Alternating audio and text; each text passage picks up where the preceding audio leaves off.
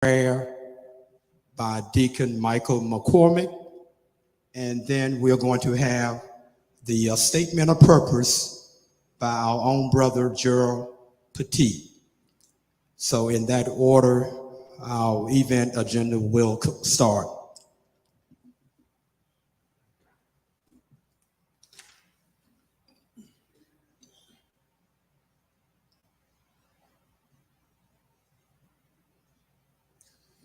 Amen, brothers. As he said, my name is Russell Bearden. This is the day that the Lord has made. Let us be glad and rejoice in it. We are brothers in unity. Our scripture reading this morning will come out of the book of Psalms 133. Amen. And it is a psalm of brotherly unity, which we are sharing today. Verse 1, behold, how good and how pleasant it is for brethren to dwell in unity together. It is like the precious ointment upon the beard that ran down upon the beard, even Aaron's beard, that went down to the skirts of his garment. In verse 3, as the dew of Hermon and as the dew that descended upon the mountains of Zion. For there the Lord commanded the blessing, even life forevermore. May God continue on this day to pour out his blessings on men. And let us rejoice once again and thank God for this day. Amen. Thank you.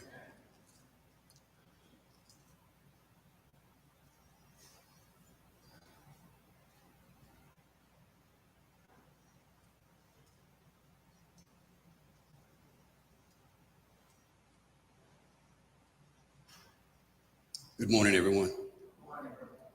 It is indeed a pleasure to be here today. God has given us another day of life, another day of living. I want to take this opportunity now to open this session in prayer.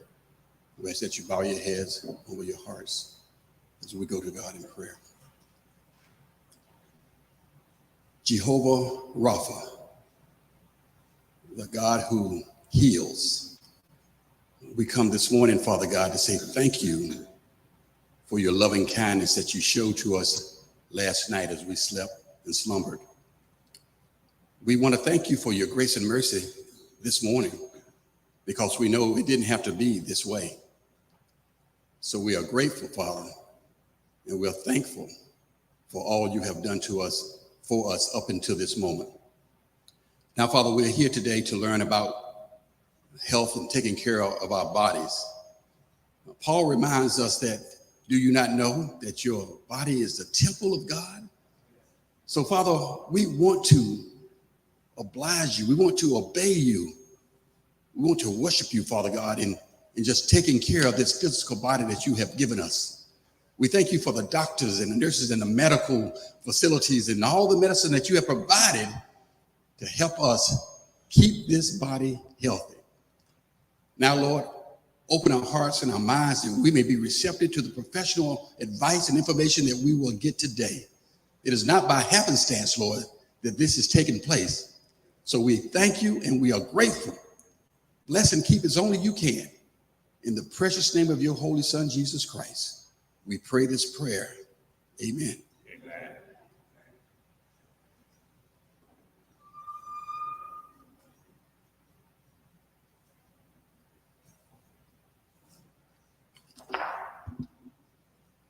Good morning. Good morning. Black men in the United States suffer worse health than any other racial group in America. Black men have the lowest life expectancy and the highest death rate. There are a number of reasons that could be pointed, and a few of my list here. Insufficient health and social services, access to health insurance, lack of affordable health services, and poor health education. Black men live 7 years less than men of other racial groups. Black men have the highest incidence of diabetes. Black men have a higher incidence of prostate cancer. Black men also have a high suicide rate. 44% of the Black men are considered overweight, 33% are obese. And this can be attributed to food choices, food types, and food available in their neighborhoods. The leading cause of death, as given by the Central of Disease Control and Prevention, CDC, in 2019, and I'll list the top three: heart disease, cancer, and unintentional injuries. Bethlehem Baptist Church Community Health and Wellness Male Clinic is to provide a powerful take on physical health, development of diabetes, mental health, wellness, prostate health, gastric cancer, and heart failure. It is hoped at this clinic, our panelists will provide empowering knowledge to ask questions concerning your illness, ask questions concerning medications, ask questions concerning treatment. Let us be proactive, take charge of your health care, take charge of your mental health. At this time, I would like to turn podium back over to Trustee in Training, James Johnson. Thank you.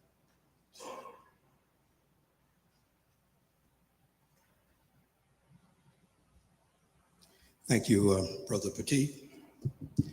At this time, I would like to give you some information, some brief information on our moderator, Mr. Frank Owusu. Mr. Owusu grew up, he's a community health specialist who grew up in Ghana, and he practiced as a medical doctor prior to moving to the United States. When he matriculated here to the United States, he earned a master's degree in global health from Georgetown University. Let's allow you to join me in welcoming Mr. Frank Owusu, our moderator. He will engage with our 7 panelists who have expertise in various areas, and he will allow you to participate as he navigates through this event. Frank?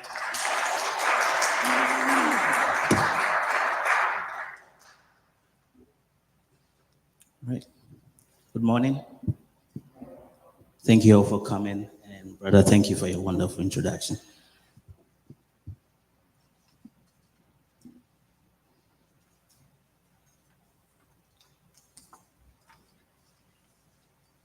All right, so as you can see, we have an august panel that is going to do justice to all things men's health. Let's give them a round of applause as they settle down.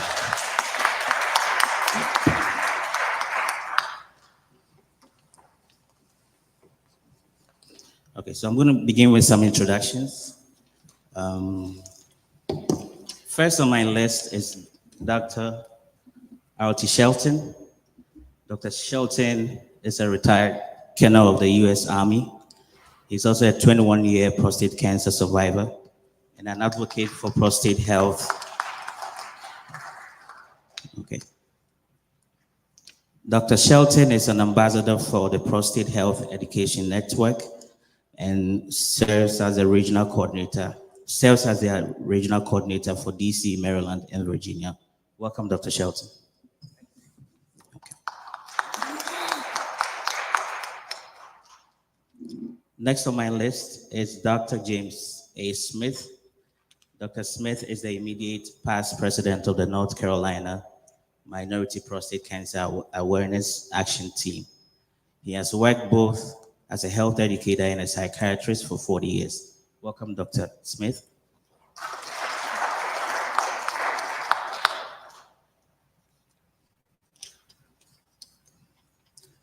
Next up, we have Dr. Benjamin Young.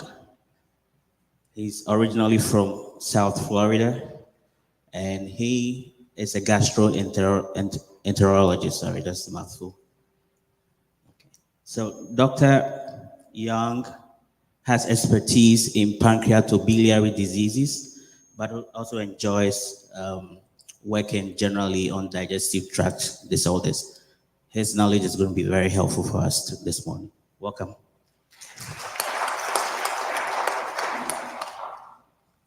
Next on my list is another doctor, Dr. Razan C. Smith.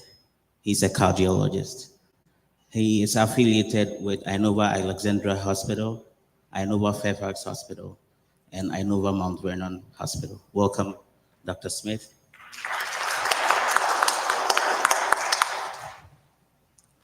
Next up, we have Mr. Winslow Woodland. Mr. Woodland is a 47-year resident of the District of Columbia.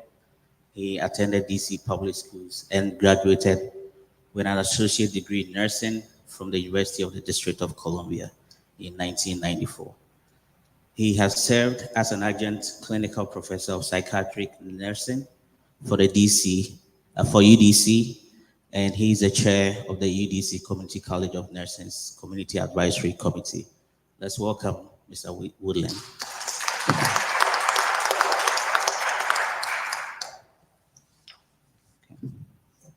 Next up, I have Mr. Leroy Jones. He's a retired Chief Master Sergeant of the United States Air Force. Let's welcome him to the club.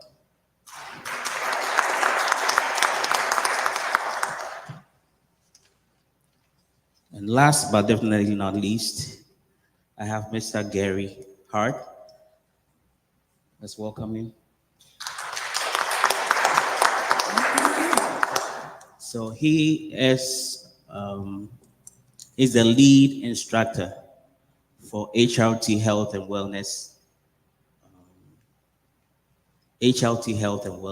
which provides wellness services, including group fitness, indoor rowing, and yoga instruction. He's a certified yoga, group fitness, and indoor rowing instructor and has more than 25 years of experience in the fitness industry. Thank you, and thank you for joining us, all our panel members. So before we go into our discussions this morning, I want to contextualize what we are about to go through and to set the stage for what should be a very insightful discussion this morning about men's health. I appreciate the brother that gave all the statistics about men's health. So recently, the health department in Fairfax County has been conducting a community health assessment, which has just been recently published on our website. And I want to read some of the local statistics that were uncovered from this community health assessment. It's very staggering, and I hope it will set the stage for our discussion this morning. So among the key highlights of that report is that Black residents had nearly 7 times the rate of food insecurity compared to their white counterparts. 40% of deaths that were recorded between 2019 and 2021 were premature death. The most common were among Black residents. The top 5 causes of death for Black residents of Fairfax County are cancer, heart disease, COVID-19, unintentional drug overdose, and stroke. I also read a paper last year published by a Harvard professor trying to proffer some explanations as to why men die before women. If you look at statistics from all over the world, for every country that you look at, the life expectancy of men is lower than that of women. So my initial question to the panel, and this is for all of you, why are men dying before women? Why are we dying faster than our wives? Dr. Shelton, you want to start? Testing. Well, first of all, good morning to everyone. And once again, I'd like to say is really appreciate the honor of being part of the program here on behalf of STEM, Prostate Health Education Network. I think one of the key reasons is that we really have to educate men about some of the health issues, that really can impact on their overall health. I think that as we, many times when we go to school, a lot of the ladies or females get good health education. And for some reason, we as men feel that, we're superheroes and we don't need to pay as much attention.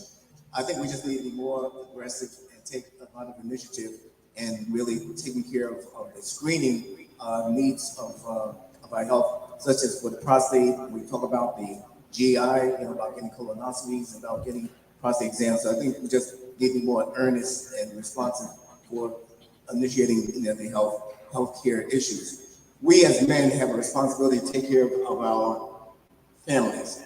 And the only way we can do that is by making sure that we're aggressive and staying healthy so we can be available to man up and be a man, to take care of our families.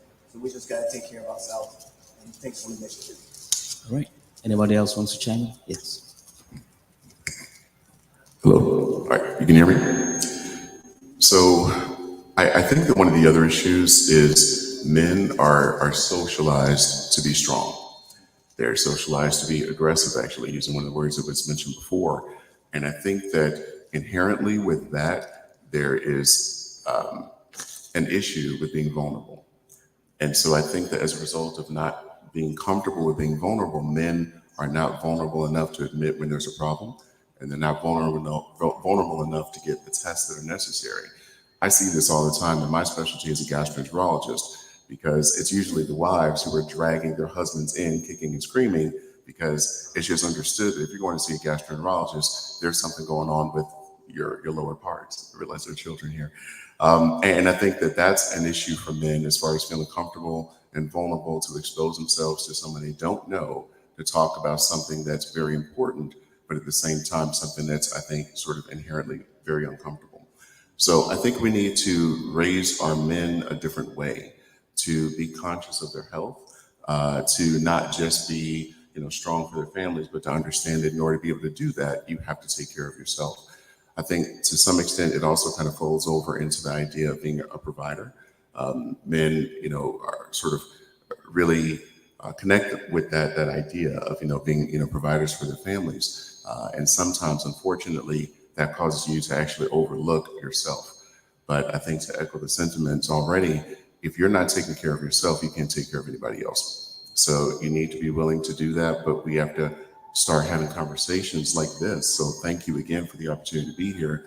But we need to start having conversations to understand that in order to be honest with what's happening in your body, you have to be vulnerable enough to open up to whatever that problem may be, and then bring that to the attention of a physician, however uncomfortable that conversation may be, however uncomfortable that exam may be, or even that test may be, because that's what's going to help to reverse some of these statistics. So good morning. I echo what my colleagues here have already put out on the table, but I think another very important fact from a public health perspective is to look at the social psycho aspects of health. And what do I mean by that? Young African-American men are more prone to try substances earlier, are more prone to die in the hands of law enforcement in custody, are more prone to experience bias when they actually engage the healthcare delivery system. So, this was probably the first time in my life as a nurse that I've been outnumbered by doctors. I was just thinking about as they were doing the introductions, usually it's the other way around. But I think it's very important that we look at some of the social and the psychological aspects around that. And I especially love the fact that two of my colleagues mentioned the ego of the male, which is prone to violence, which tends to handle aggression in a more violent manner. So along with what already has been spoken, I think we need to teach young men how to deal with untoward or crisis or anger better and not use guns, weapons, violence, and not as much as possible engage with law enforcement, because law enforcement tends to be biased, particularly towards young African-American males. So just something additional for me. Can I add a little something? I'm new to Northern Virginia, from Raleigh, North Carolina. Been here about a year. As a psychiatrist and health educator, I was chairman of the Human Services Board for what we call Wake County, which is the largest county in North Carolina, looking at systems, right? And one of the struggles that we have are availability of services. Now, one of the things that we struggle with as African American men, many of us work jobs with no health insurance. So that when you leave to go to a doctor's appointment, you don't make any money, all right? An average doctor appointment is going to cost you 3 hours off the job if you feel comfortable enough to approach your supervisor to ask you to leave, okay? So what we advocate and what I go after are the availability of services after normal work hours. I am the past chair of Urban Ministries of Wake County, where we have an evening clinic for men every Tuesday and Thursday evening from 5 to 8 o'clock at night, where men can come in and get health care and not have to lose those hours on the job and be able to pay or not pay to receive health care. So one of the things when I moved here, the first thing I said to myself was, Jim, what can you do up here that you were doing down in North Carolina? So I'm now on the Health Services HSA Agency of Northern Virginia, where I'm going to be doing my best to be looking at certificates of need. So when a new hospital says, I want to open up a clinic in X, Y, and Z, I want to make sure how you will serve the 9 to 10% here in North Virginia that do not have health insurance, and the other 10 to 15% that are underinsured. So let me end with Tom Joyner. Sisters, bring a brother to the doctor. Thank you. Thank you. Could you please mention your name before you speak? Yeah, absolutely. My name is Gary Hart, and again, I appreciate the opportunity to be here with what I call these heavyweights up here. But I just wanted to mention that historically, especially in our culture, we've been raised to have a distrust with the medical community because historically, in years past, we've been used as test subjects. So a lot of men that I know in my age group and certainly before grew up with the mindset that they weren't going to the doctor. They didn't trust the doctor. And so typically, where it may be an incident, some of the things that were mentioned that we're dying from, heart disease, some of these things are preventable and treatable if they're caught early. And I think it was Ben Franklin that said an ounce of prevention is worth a pound of cure. I'm not sure what he was talking about. I think he was talking about fighting fires or whatever. But when it comes to health care, as best as we can stay on the preventative side of medicine, the better position we're going to be in. Meaning, and I know a lot of the panelists are going to talk about getting these tests, getting evaluated. Unfortunately, a lot of us in years past would wait to the last minute till something was absolutely wrong before we would go to the doctor. And by the time we would go to the doctor, it was already too late. And so think on the side of prevention.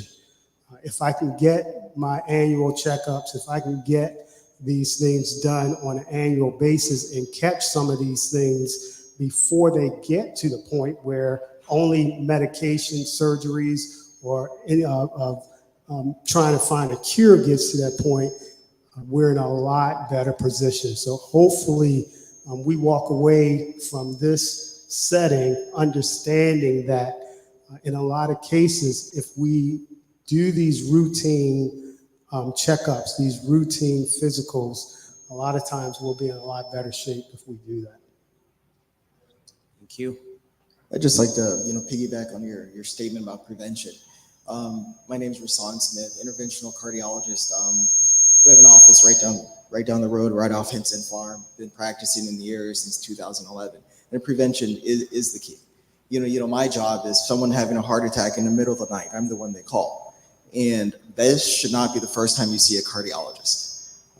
You have to start early. The facet of treatment really should be, like you said, prevention, early detection of disease, treatment of disease, and then adequate treatment of disease, making sure you're reaching your benchmarks.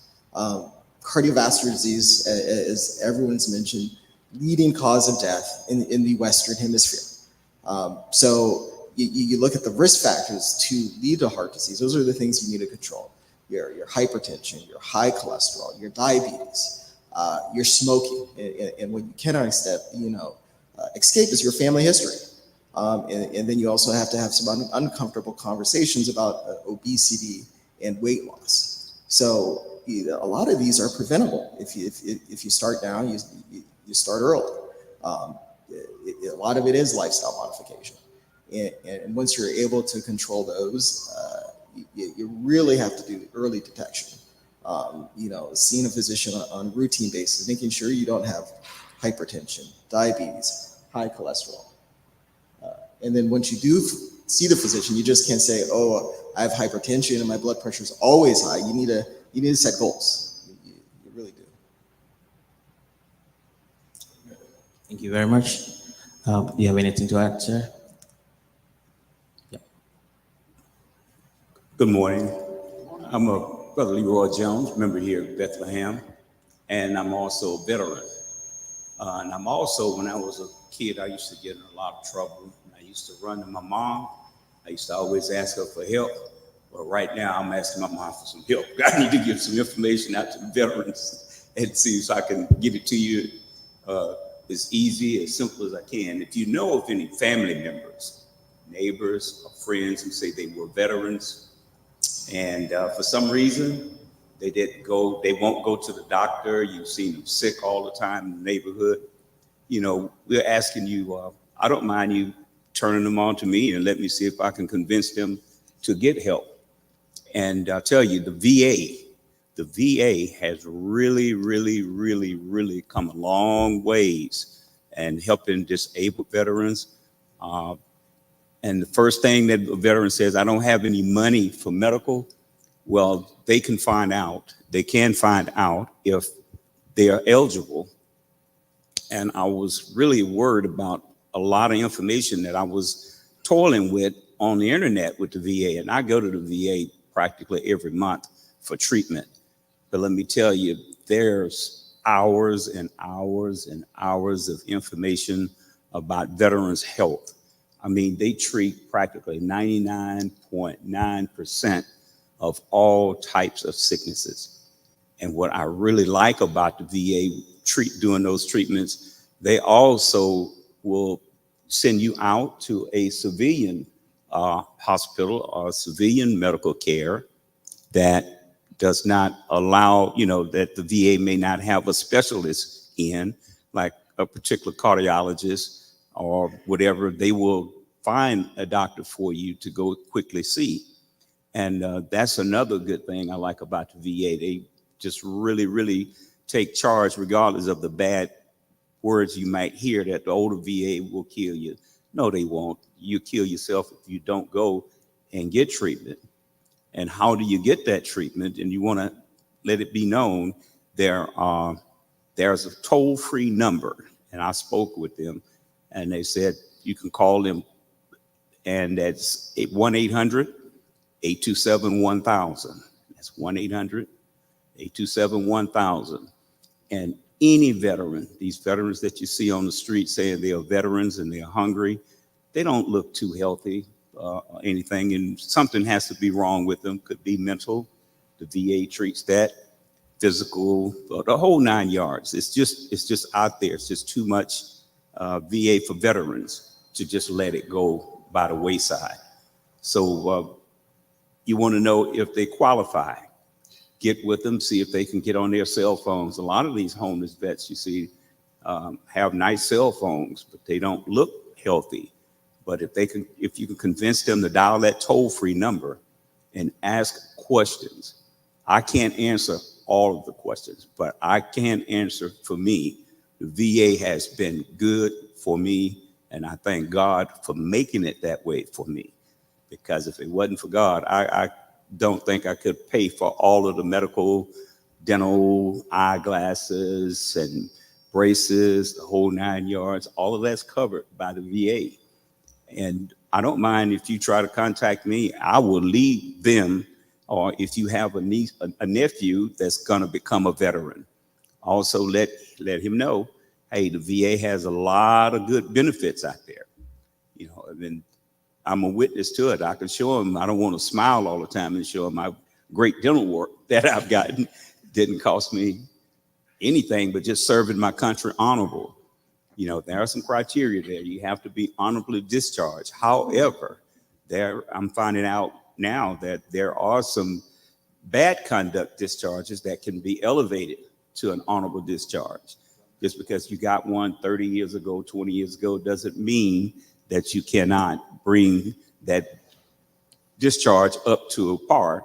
So you can go to the VA in Washington, D.C. or Richmond, Virginia, or VA clinic at Fort Belvoir or in over Mount Vernon. But that's the good thing about the VA. They offer so much for disabled veterans. Again, ask that veteran that's standing on the corner who says he's hungry. You know, I give them food money all the time, but ask them if they had their physical. I've been blessed. I get 2 physicals a year.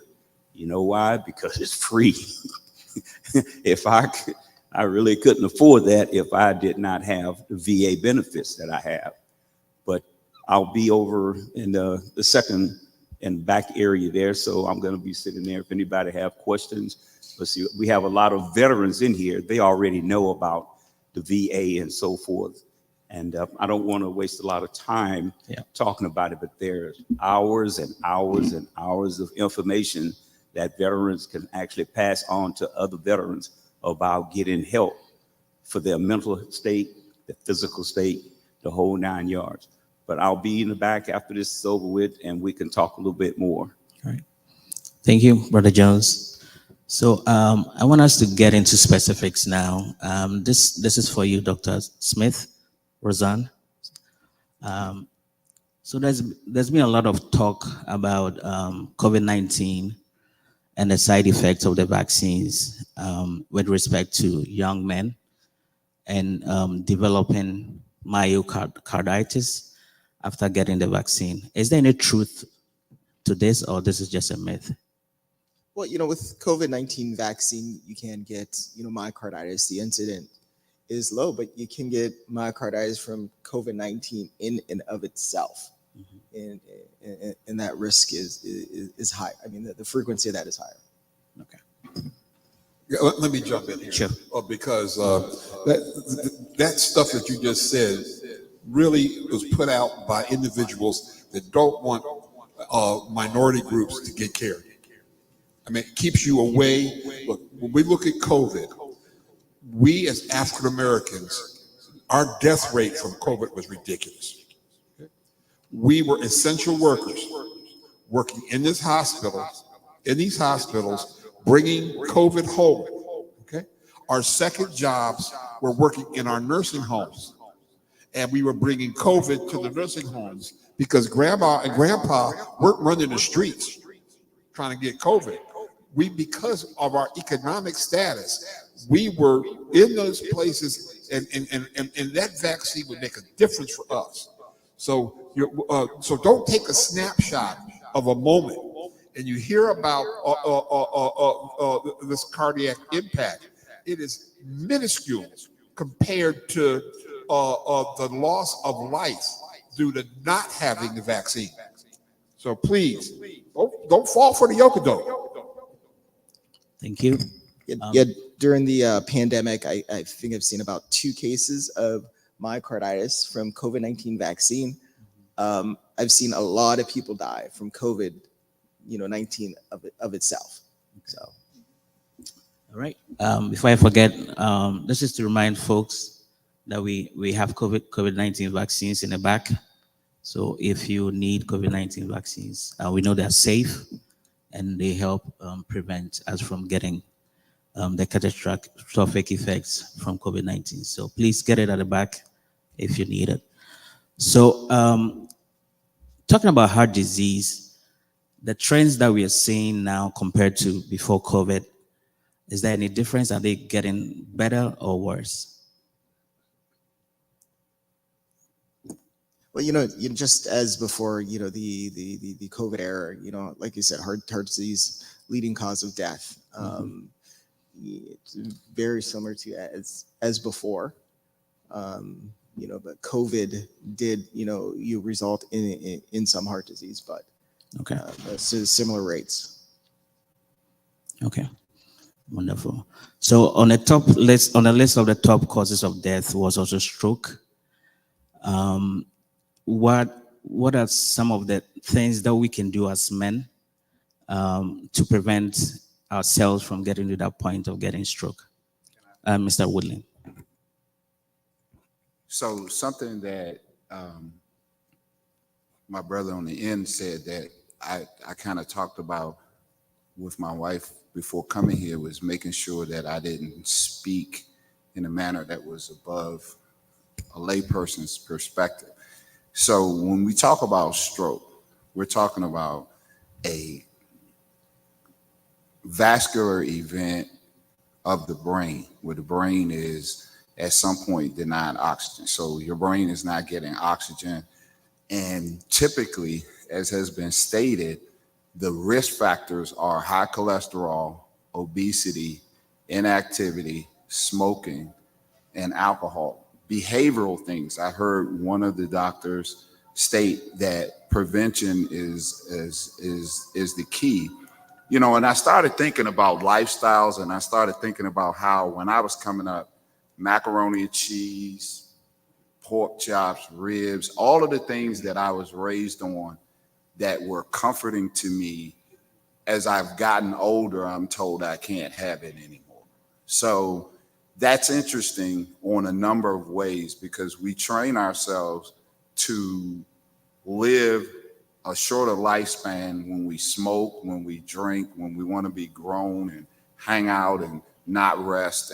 And we have an expert on fitness here. I highly recommend that we begin teaching young people the importance of diet, getting them away from cigarettes, alcohol, and also being active. Like with these tablets, these computers, these video games, when we were told to go outside, we went outside. These kids now resist going outside. And it's not about playing a sport or being an extreme athlete. Sometimes it's as simple as getting up off of your rear and moving around more. And that's something that I think we can't emphasize enough, because obesity is also a leading cause of stroke. And the obesity rates, and I'd be interested in hearing from the doctors, the correlation between obesity, African-American youth, and cardiovascular and cerebral stroke, cerebral accidents. So. Do you want to respond to that, Dr. Young, Dr. Smith? I agree. The same risk factors for stroke are the same risk factors are for coronary artery disease, plaque buildup within the arteries of your heart. So, focus on prevention, early detection.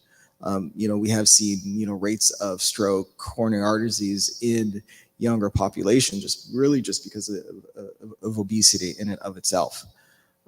You have to emphasize early detection and really the lifestyle, the thing that we can change, exercising. I tell my patients all the time, it's okay to have your Sunday dinner, but you can't have your Sunday dinner every day of the week. So there's a lot of things that we can control. All right. So thank you, Mr. Woodland, for bringing up diet. Can I touch on that before we move on? Yeah. Go ahead. Just real quick. How many of us are impacted by stress? You have some type of stress in your life, right? Everybody, all those hands go up. How many of us have a stress mitigating program? We have a way to mitigate stress. Hopefully you do. right? So we talked about the food, the diet, the exercise. I like all of the risk factors that were mentioned. Are the ones that were mentioned are risk factors that we control: our diet, our activity level, the stress in our lives, whether we all of us are impacted by stress, but being able to mitigate that stress. And then the diet is the one thing I kind of want to touch on a little bit, is because I grew up with some guys, and all of us grew up, and I see them now, and when they see me, they're like, man, you've always been in shape. You've always been fit. No, I haven't always been fit. It's something I had to work at. And just like with the diet, there were all of that food my man mentioned down here. We were talking about, man, that sounds good, doesn't it? That's making me get hungry right now. And of course, I enjoy all of those things, but literally, I see some of the guys I grew up with eating themselves to death because they can't get away from that diet. We're not 18, 19, 20 years old anymore. And I'll just to give you a little bit of the mindset, again, I've always been active.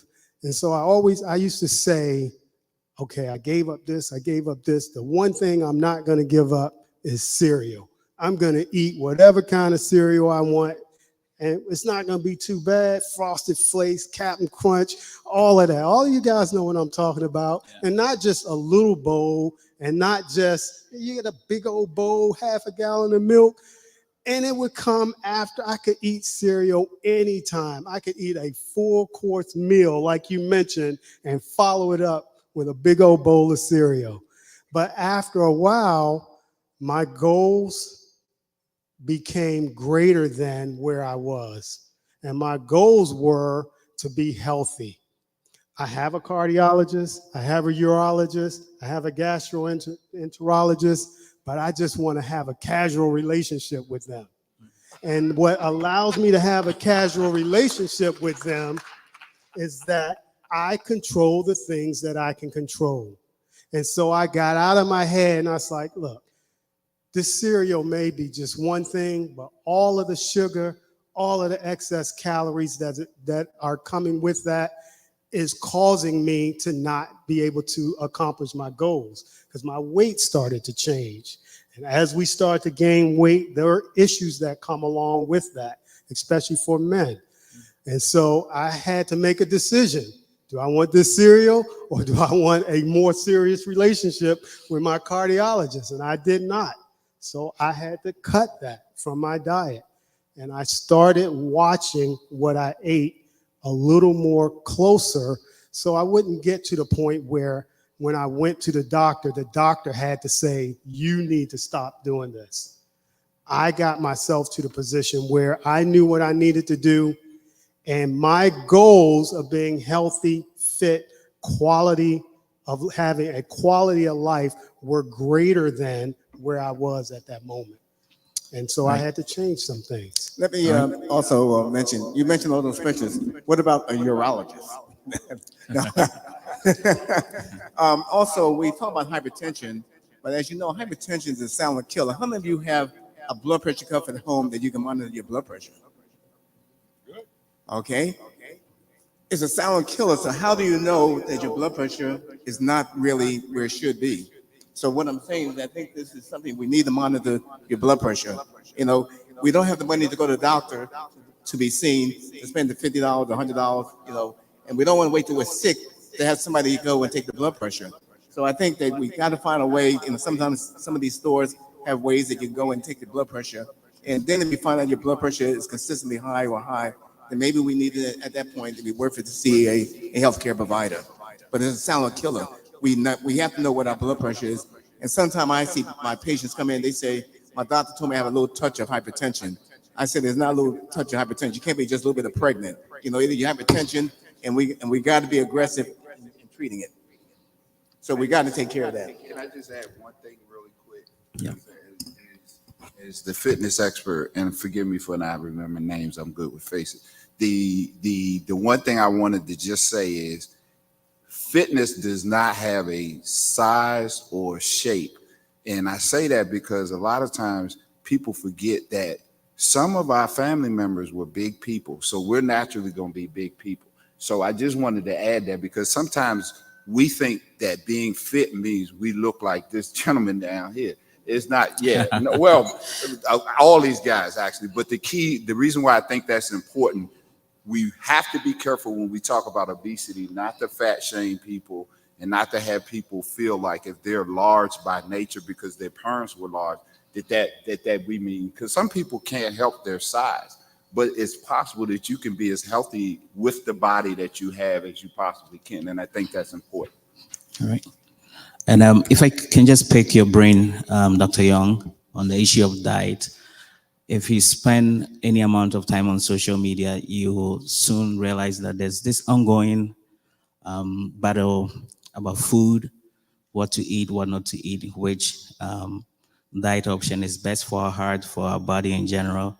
Is it a plant-based diet? Is it a keto diet? Whatever. What are your recommendations on diet for African-American men? I am not a fan of fad diets. I suspect that some of the other people up here would agree with me on that, and it's just because it's hard to maintain them. So I think that they can be used as a way to introduce health sort of consciousness into your life, and they can be used as a way to transition into better choices for your life. So case in point, I've known of people who have used the keto diet as a way to be able to lose weight so that they're better able to move around and then maintain their weight loss. Because for a lot of people, when they start off very large, that ends up impacting their joints. So it's hard to be able to move. It's hard to be able to do the exercises that you may want to do to be able to maintain a healthy lifestyle. So I think that's one of the situations where I've seen it used best, where people will use that kind of a diet or others to be able to lose weight so that they can move around easier. And then from there, they just continue their lifestyle and their weight loss with diet and exercise, as opposed to now this is my life of a keto diet from this point on.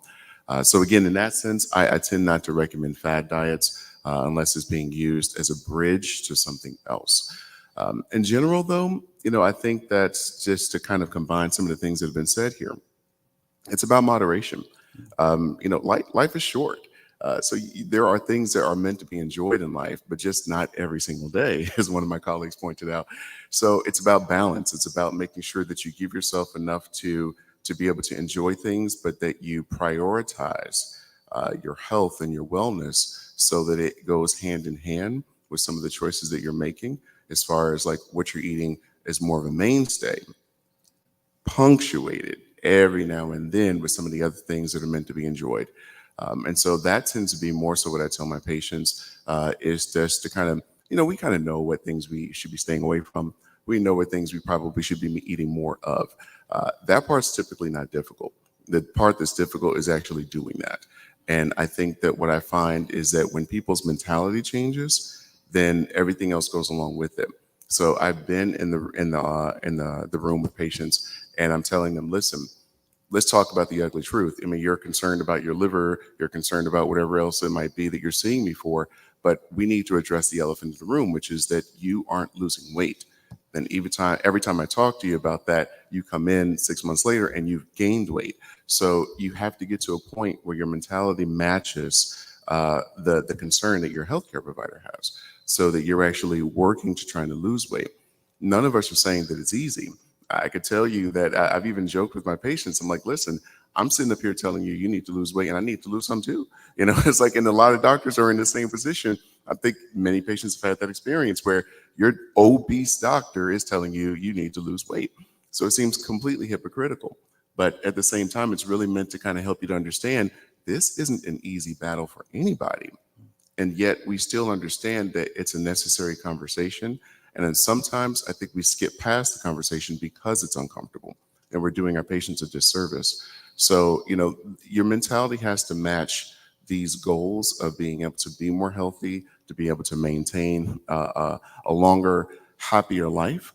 And I think once you get there, a lot of times everything else falls into place. And in the situation where you're like, okay, listen, I know what I need to do. I know I need to lose weight. I know I need to maintain that. If you don't have the specific tools to know what you should be eating and how you should be eating, that's when you seek out experts like we have on the panel. Thank you. Can I touch on that real quick? Sure.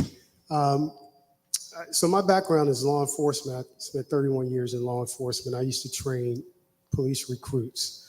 And when I talk to them about that topic, I always ask them, what's your why? And what's your main reason for eating? And I always share them, my main reason for eating, my top 3 reasons: I enjoy it, I enjoy it, I enjoy it. That's my top 3 reasons for eating. And as a result of that, because I like to eat, I'm not going to miss any meals. I have to be very conscious about what I eat. But 2 things that I share with them is, 1, learn how many calories it takes for you to just exist. It's called your BMR, your basal metabolic rate. If you did nothing but sit on the couch all day, you can look this up. Just Google it, BMR. It'll put a calculator come up. You put your weight, your age, all that. It gives you a kind of an idea of how many calories it takes to just exist. And so just say, for instance, that's 2,000 calories just to exist. Well, if you're just existing, you're living a sedentary life, and you're taking in 2,500 calories a day, and you can track that with any FitnessPal. Most of your phones probably have them on there. My Samsung phone has one on there. I can track what I'm eating. If you're taking in 2,500 calories a day, and you should only be taking in 2,000, that's more calories in than your body needs. Eventually, you're going to gain weight. If that doesn't change over time, you're going to continue to gain weight. If you want to lose weight, you have to do 1 of 2 things. You can cut calories. In my mind, that's not the greatest idea because I like eating. So that's where I'm coming from. I'm going to eat. The other way is to become a little more active, or a lot more active. So my normal metabolic rate is probably around 1,800, 1,900, but because I'm active, it pushes my active metabolic rate up to about 2,600, because I move a lot. And you don't have to move as much as I do. I'm going to talk a little bit about that. You just have to move. But because I move, I burn a few more calories. I get to eat a few more calories. But when I started trying to cut calories, the first thing I did was cut liquid calories from my diet. For those of you that drink Coke and ginger ale and orange juice and all of that, a 20-ounce Coke, and nobody opens the 20-ounce Coke, drinks half of it, and puts the other half in the refrigerator for tomorrow. They drink the whole thing. A 20-ounce Coke is about 250 calories and about 50 grams of sugar, which is a lot more sugar than that our body can process. If you drink more than 1, just start to do the math. That's a lot of calories. So if you drink 2 Cokes a day and your BMR is 2,000 calories, you just drank a quarter of your calories. If you can start to limit that, if you're drinking 2, okay, 1, just reduce it to 1 a day. You cut 250 calories and 50 grams of sugar from your diet. Just like that, just by not drinking those things. And so BMR, if you don't know what it is, look it up. Figure out what yours is, and then start tracking what you eat. For about 4 or 5 days, just track what you eat and see how many calories you're taking in versus how many calories you're burning, or how many calories you need, and then figure out how you can create a deficit. All right. Thank you. You know, I agree with the liquid calories. I actually tell my patients not to drink any regular soda and sweet tea. You shouldn't be having desserts every day. You can have your cheat day, but again, you shouldn't have dessert every day. Maybe wait 1 or 2 days a week. Just these mild changes will have a significant impact overall. Okay, thank you.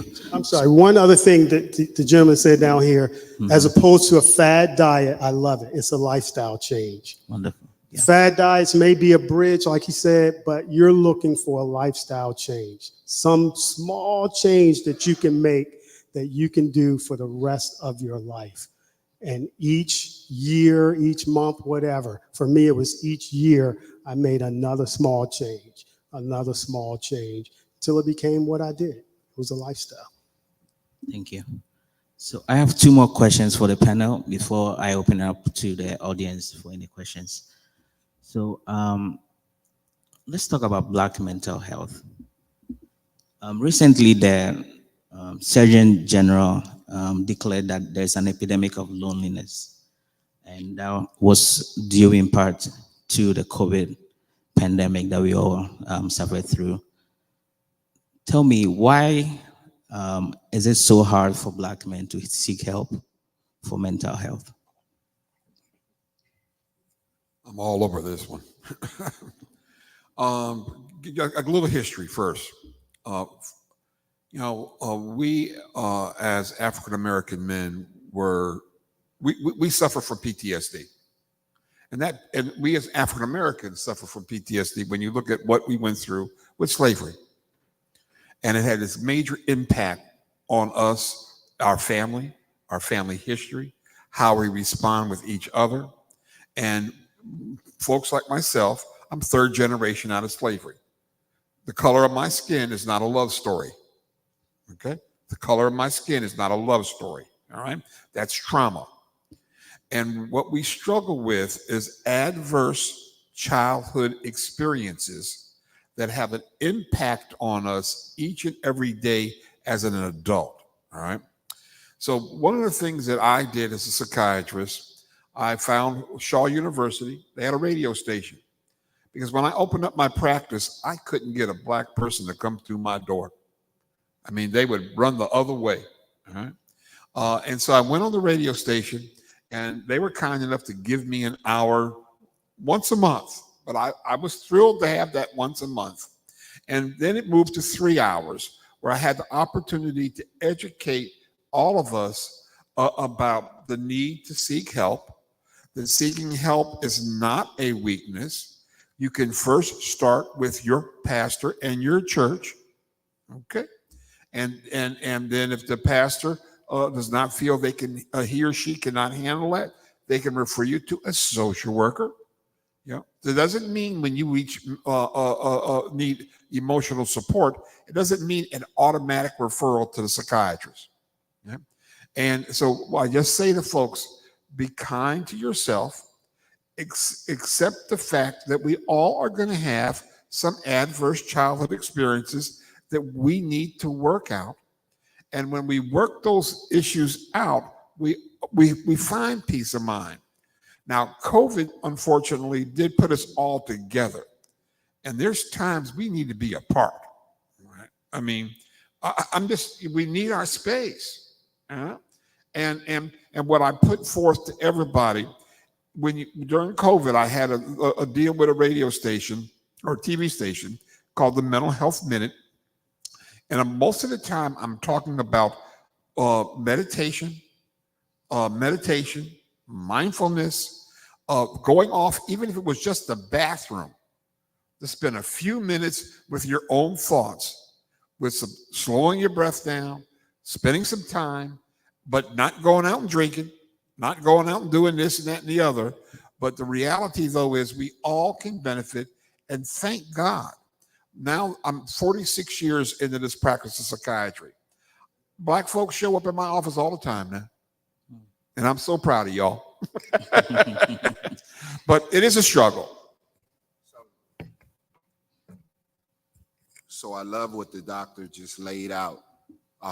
And there has been a long history within this country of a distrust of the medical profession, but psychiatry has its own sort of carve out.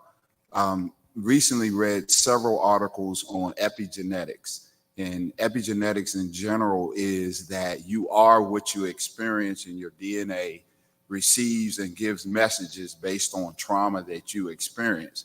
And all races of people, this applies to Civil War prisoners, slaves, all races of people experience untoward, stressful events in their life that alter their DNA. And it's been found that children of the children of the children that experience this actually experience it. They did a little study with mice. They let the mice smell cherry blossoms and shock their feet. And then 4 or 5 generations of mice after that, when you let them smell cherry blossom and you didn't have to shock their feet, the biochemical changes that they were shown showed that trauma lived generationally. So I echo what the doctor stated relative to slavery, but slavery was just one carve out of the trauma. So we could probably spend hours just talking about that. But what I love that he said was that we have control. You don't have control. I hate when I hear people say, she made me angry or he made me angry. If I can make you angry, can I make you give me $500 right now? The answer is no. You have control on how you receive what anyone does to you, says to you, cut you off in traffic. And when you realize that, you will be truly empowered. I really love when the Christians experience anger, because I believe that Christians should be more in tune to what I'm laying out than other people, because you have this faith, right? But sometimes it's not easy to exercise that faith. And what I'm saying is have that same level of thought when somebody does something to you that will trigger you. And just as was stated, when you can build that mechanism to resist the need to kirk out, go off, become angry, then you love it. And what's even better is the people who push those buttons, you scare them when you don't respond how you used to. And I challenge you to do that. Develop a defense mechanism to where people don't make you anything, where you have control over that thing we call anger, because it does kill you. When you talk about cardiovascular events, you talk about strokes, anger is one of the #1 killers of African Americans, and we have a lot to be angry about.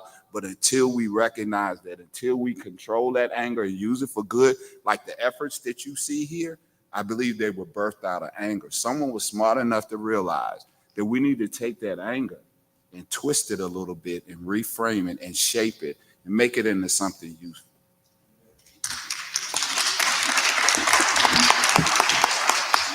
I like what was said here, that sometimes we just need to slow down. And that's kind of what yoga is about, slowing down, which I just wanted to share a quote.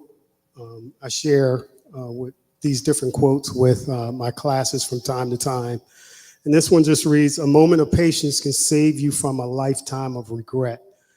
When your patience meter begins to run low, before making a rash decision, try connecting to your breath for immediate refill." And connecting to your breath is a way of calming your mind. And as you calm your mind, your body will follow. Your body will start to relax. And so, the mind is really, really strong. If the mind believes something strong enough, your body will manifest what it believes. And that's how anxiety works, panic attacks. And a lot of people suffer from anxiety, talking about a silent killer with hypertension. Anxiety is a silent killer because it's one of those things that it's hard to explain to somebody.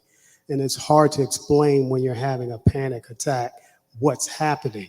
And a lot of time panic attacks mask itself as something else, like heart attacks. Your heart starts to palpitate and all of those things. And a lot of yoga is about controlling your mind, or controlling the body, the mind, the body, and the spirit through the linking of the breath. And so I don't know if any of you have done yoga before, but yoga is all about learning how to connect to your breath. We take 20,000 of breaths a day, and how often do we think about how we breathe? It's been something we've been doing all our lives. You don't truly think about it. But yoga gives you that moment to slow down, connect to your breath, allow your mind to stop going all the places and remain in this present moment, and to deal with whatever is happening in your mind and your body at that moment. Thank you. So the final question I want, if we can go across the table.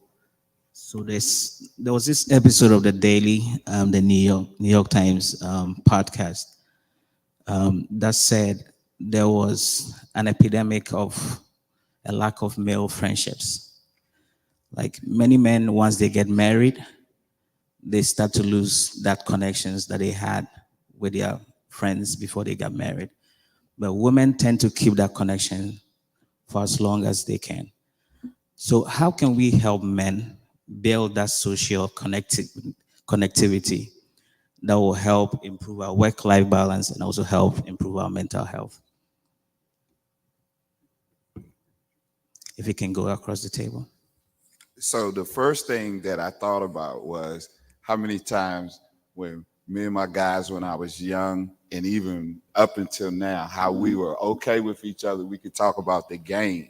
But as soon as one female came within arm's reach of that conversation, the rooster effect started. We lose the connectedness, and now we're jockeying for position. That's just my experience. I don't know about anybody else. And what I thought about is that when we can let our egos be second nature to our need to connect with our brothers in our community and our families, I'm going to repeat that. When we can let our egos become secondary to our connection with our brothers and our families, stop posturing. We know you're a man, right? If you have to prove it, you know, somebody told me when a lion shows up, he don't have to be announced. He don't have to be announced. Remember that and think about that. When a lion shows up, if a lion walked in here right now, none of us would be like, what's that? Right?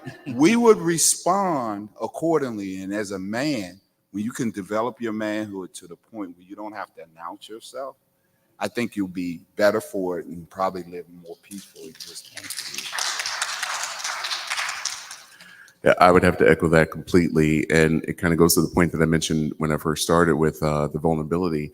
We're not raising our young men to be that. Or certainly, perhaps we are now better than we were before, because I think that this is actually a topic we're starting to see, but I saw that same article that you were talking about. And so I think it starts at home. It's something that I take very seriously with my own children, and, you know, trying to make sure that I'm instilling in my son that it's okay to be transparent. It's okay to express yourself with emotions. It's okay, because otherwise we're raising men who can't do any of those things. And then we're surprised when they are in relationships and they're falling apart, because a part of being in a relationship is being transparent. A part of being successful in life is being transparent. And we're setting our young men up to fail.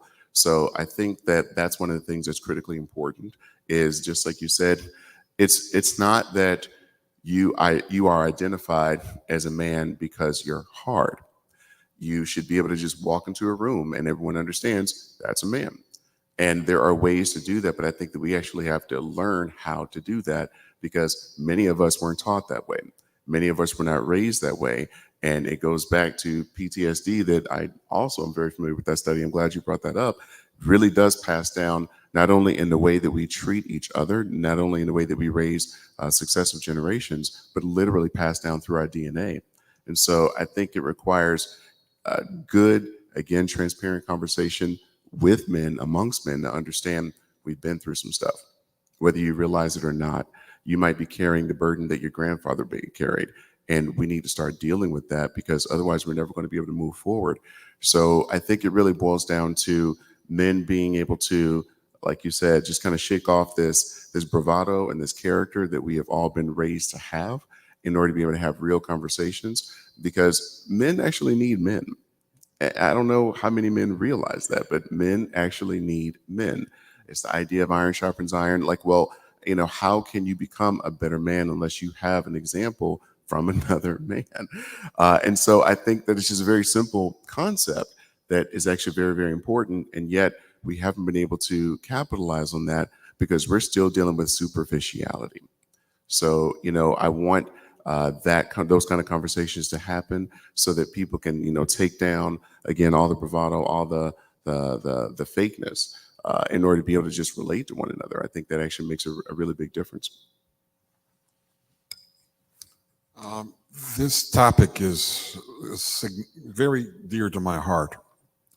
One of the things that we see right now, what we've seen for years, young men that do not have that male image.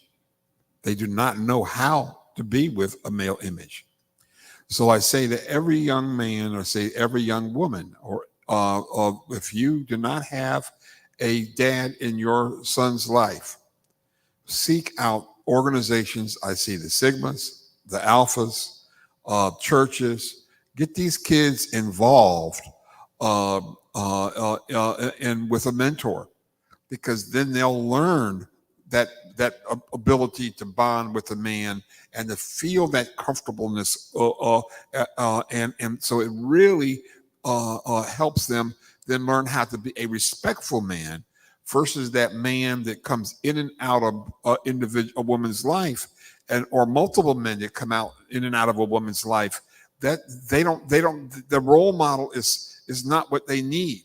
And so please, everybody, just hear my prayer. Get these kids without dads involved in mentorship programs. It allows them to grow up and be able to interact as a man. Right. Anybody else? Brother Jones?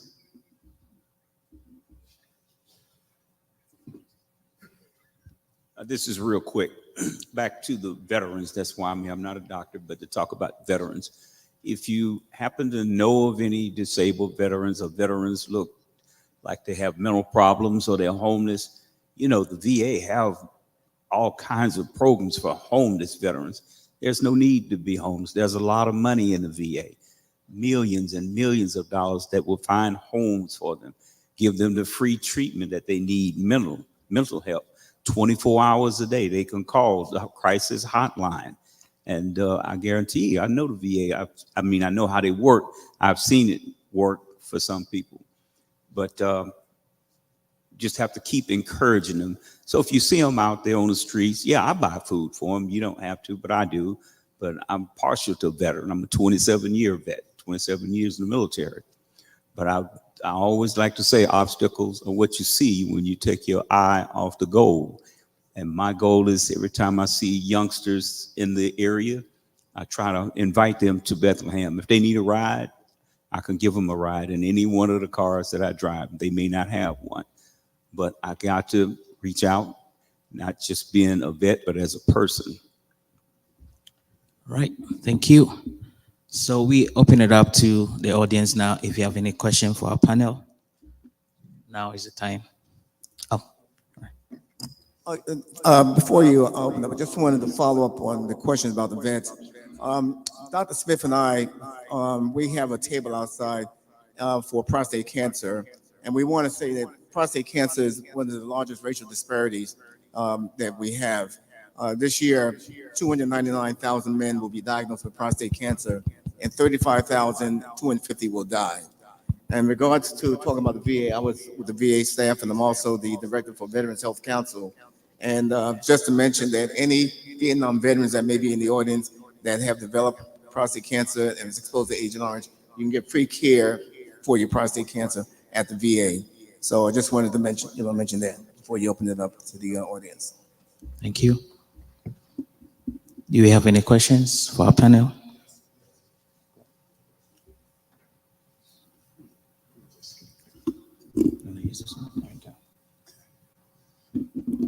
Just want to thank the panelists for their insight. Let's give them a hand clap real quick. Just want to, again, my name is Brother Beard, and I'm part of the health ministry here at Bethlehem. Been a member for 20-something years, also a veteran. I was combat medic.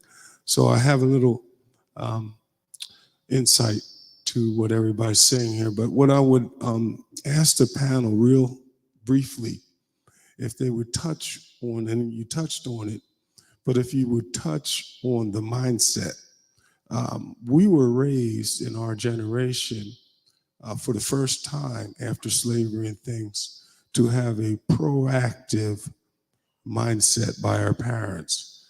They had made a way to give us the opportunities, like my brother was talking about, joining the military, going to college and things like that they didn't have. So as we were growing up, we learned contentment, even if we were playing jacks or in the community, having block parties, and we were happy with that.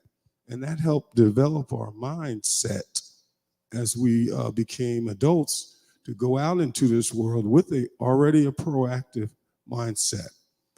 What has happened is this society and the things that were brought into the Black community have turned us into reactive people. You know, like we'll see the McDonald's and the food things and we react. And so I believe the change is needed now back to proactive. And what the panel was talking about is we have to develop proactive practices in our community, in our relationships, in our families, and in this world. And one of the things that I'm learning, you know, as I'm growing, is from our pastor. He has started to speak about men on mission. And so my mindset now is to set out to do good things for myself, my family, my community, my church, but have a mindset to be a man that's on a mission and a man of God. And so I would ask if the panelists could touch and encourage us to continue these proactive practices. Thank you.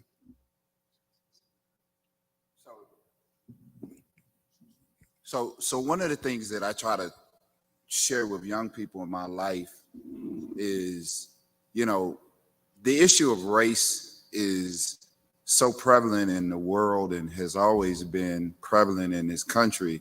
But I try to give them the hope and the understanding not to be sidetracked by what I believe is a social construct. Race is a social construct. So at one point, race was not an issue. And the key is you can't use race as an excuse for not being successful in this country. I know that I probably will get a lot of people who will argue against that. I'm one of 6 kids, 5 different fathers, welfare, food stamps, homelessness, substance abuse, you name it, it's all a part of my history. But when you wake up and realize that your choices guide your outcomes, I can't tell you how many people I meet that make choices and then they want to blame race as the primary issue as to why they are. Now, that does not mean that bias doesn't exist in healthcare. That doesn't mean that bias doesn't exist in banking. That does not mean that. But if you know it's snowing outside, you put your snowshoes on. If you know it's raining outside, you get your umbrella. If you know that's what you're facing when you walk out that door, you got to approach it a little differently. I have white people that I love. I have white people that I don't like. I have Black people that I love. I have Black people that I don't like. I love all mankind, but when we talk about like and love, right? I have people around me of all races. So I want to be very clear. When we talk about race, it's not necessarily an easy conversation, but we got to really put the facts out there. Kids today do not act the way I acted. I didn't act the way the people. Every generation believes that the kids of that generation are horrible. They thought Elvis was taking people to hell. They thought Tupac was taking people to hell. Now they think Nicki Minaj and them take. And it's going to be another. When I become 90, if God spares me, the younger people at 40 are going to be trying to put it on somebody else. So it's a cycle. And I'm sorry I'm rambling, but I don't want race to be a lost issue on people thinking they can't succeed. I guess in talking about being proactive, I can take this opportunity to also mention that, you know, obviously this being a health panel, that I think it's important to be proactive with your health. I think that for so long, I think, you know, with our ancestors, the struggle always was just being proactive to be equal, being proactive to have equal opportunity. And as you mentioned, at this point in time, I think it's hard to make an argument in most cases that race is an excuse. I think that a lot of doors have been opened to us because of the struggle of our ancestors. And so with that, now it's up to us to take advantage of those and to do the research to realize and understand how do we maintain this dream that that our ancestors struggled for? And one of the ways that we do that is to make sure that we're healthy enough to be able to see it to the next generation. So make sure that you're doing the research in order to be able to understand what you need to be proactive about health-wise. One of the ways that you do that, get a primary care doctor. This is actually something that I have to talk to my patients about a lot, because with the advent of certain workarounds with insurance companies, I have times where patients are coming to me because they didn't need a referral and they were able to just come in and be seen by a specialist, which is great because it's still access. But what I'm finding is that sometimes basic things were never taken care of because you don't have a primary care doctor. And so there have been times where I will actually refer people back to say, you need a primary care doctor, because even though you're 25, young Black male, you think you're healthy, and you are, there are still things that have to be taken care of, still things that need to be monitored, even at your age. And honestly, that's where some of your basic information is going to come from when you're with your primary care doctor, because you're being proactive and you're being responsible about your care. That's when you're going to realize, hey, by the way, the age dropped for colon cancer screening. It used to be 50, now it's 45. You need to go in and get this checked. Or this is when you're going to realize, hey, you actually have a health or a family history of colon cancer. You may not have realized that counted, but that does. Your mother was just diagnosed with colon cancer and she was 59 when she was diagnosed. That's significant. And so that's how you can end up being aware of what you're supposed to be doing. And that's as a result of being proactive and just seeking out healthcare. And as a result of that, it helps you, as I said, to be able to really kind of keep the dream alive, because you're literally keeping yourself alive to make it to the next generation. So in that sense, I think being proactive is very important, but it actually starts in some cases with a very simple step of just advocating for yourself and health. Just to add on, I agree with being proactive about, your health, not just your health, but your family's health too. Everybody should, this should be an event where we're more cognizant of our own condition. We should know what our blood pressure is. We should know what our fasting cholesterol is. We should screen ourselves for diabetes, but also, check your grandmother, check your mother, just see what their status is, just to prevent, sentinel events they may have, and to prevent the stroke, to prevent the heart attack and other things that may happen. Yeah, I agree with that as well. And here's a question to you all, a rhetorical question. Do you know what your cholesterol level is? Do you know what your resting heart rate is? Do you know what your blood pressure is? If not, that's some homework for you. As you said, you have to know those things. And I just wanted to share the scripture with you guys. I beseech you, therefore, brethren, by the mercies of God, that you present your bodies a living sacrifice, wholly acceptable unto God, which is your reasonable service. And be not conformed to this world, but be transformed by the renewing of your mind. Until your mindset changes, until we get rid of the stinking thinking, as my bishop would call it, we're going to be in the same situations. We're going to leave the same way we came in. You have to make up your mind that you're tired of being where you are, wherever you are, right? All of us can do better and be better. All of us can benefit from brothers, iron sharpening iron, having an accountability partner, and deciding that today I'm going to make a change, whatever that change is. I tell people one of the easiest ways to start moving is to move. Go to your door, walk out the door, set your stopwatch for 5 minutes, and walk in some direction for 5 minutes. Turn around and walk back 5 minutes, and you've gotten 10 minutes. You have to commit to yourself. You have to pay yourself. So every day, if you can just take 10 minutes, 5 minute walk one direction, 5 minutes the other direction, you've gotten 10 minutes done. The thing I like about yoga, and I'm going to share a demonstration later. Hopefully some of you guys will be there. You can do it from the comfort of your house. There are so many people that have posted good videos. There's a lot of bad ones, but some good videos of yoga. One that I use is called, I think it's called Yoga Collective. It's like a $30 membership, and they got hundreds of videos that you can choose from. You can do it from the comfort of your house. The demo that I'm going to do today is going to be chair yoga. You can do it seated from a chair. So yoga meets you wherever you are. You don't need a whole lot of training or whatever. Just start moving. And that's going to take you a lot of ways. But as your mind changes, where you are in life will start to change as well.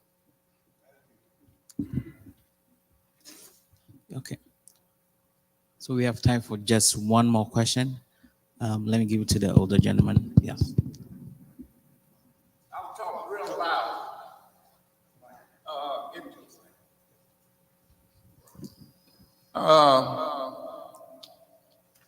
The researchers have coming up with weight loss drugs. And we see advertisements that say they work.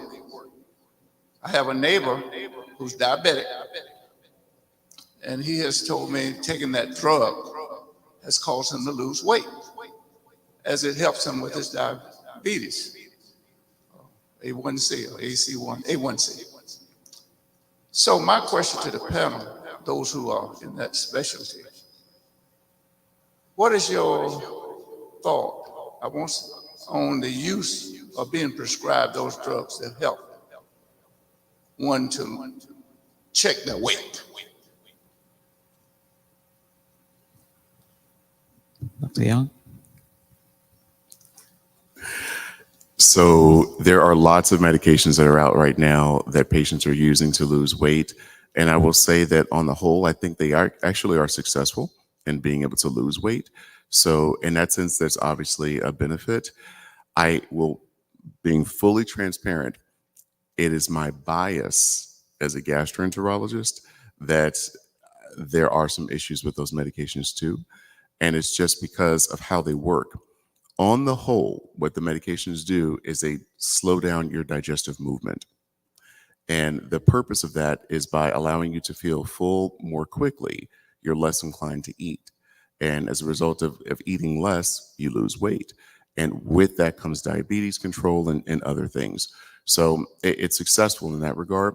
But as you can imagine, there is a consequence that you pay for slowing down digestion.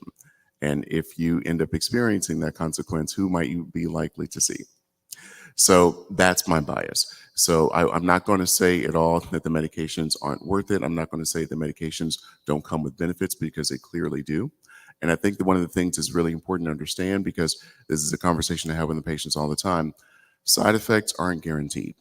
So it's not that you will have the problems that are advertised with a medication. You could. And so typically, if you are doing that under the guidance of a doctor, you're hoping for a situation where you have more benefits than risks, because the doctor has helped to choose a medication for you and observe you during that treatment in order to always keep it in a favorable light. But obviously, side effects can happen. And when they can, at least in this particular case with these medications, a lot of times I'm getting involved. So with that being said, definitely have a conversation with your physician about it to figure out if you're in a situation where there are more benefits than risks, and understand that even if you run into a situation with a side effect, those can be managed. But ultimately, the initial question is actually most important. Is this a situation where there are more benefits than risks for you? Because I think that what we're also dealing with is that in a country, in a world that's dealing with an obesity epidemic, we have to reconcile that. If we don't, we're going to end up dealing with more and more of the consequences of obesity. So there's a trade-off there that we have to deal with. So it's definitely not necessarily bad, but I think at the same time, it's just worth it for you to realize that, you know, there are some things we have to think about and manage as well when it comes to those medications. And I just happen to be one of the people that's dealing with it all the time. But, you know, there definitely are some success stories. All right. Thank you all. Unfortunately, we're out of time. You want to take that? Okay. This is the panel members here. We notice a lot of the athletes now are on the football field. LeBron James' son, they're all young. At what age, this is for any panel member, what age do you tell an African-American male to go get their heart checked, their prostate checked. We say annually, but I see a trend that it needs to go lower than that because these athletes are young. In regards to the prostate, we recommend for African American men to at least get a baseline at age 40. When we as African American have a problem with our prostate, the prostate cancer, we seem to get it younger and it's more aggressive. But we recommend the age 40. But naturally, there are some cases where men will get, develop prostate cancer at an early age. Okay. There was a time when we had camp physicals. I don't know if y'all, at least when I grew up, to go to day camp, I had to see a pediatrician for the pediatrician to check me out. And I believe I was 11, 12, 13 years old. So what we may need is when that person comes into high school or leaves junior high, they need a physical then. Okay. Excuse me. At this time, we're going to continue this in the Jaffe Ferret White Fellowship Center. We're going to transition out to the Jaffe Ferret White Fellowship Center. You're going to have a more personal, intimate setting. All of these panelists are going to be at tables. They're going to engage with you. They're going to give out information. But let's give them a round of applause right now for what they have done.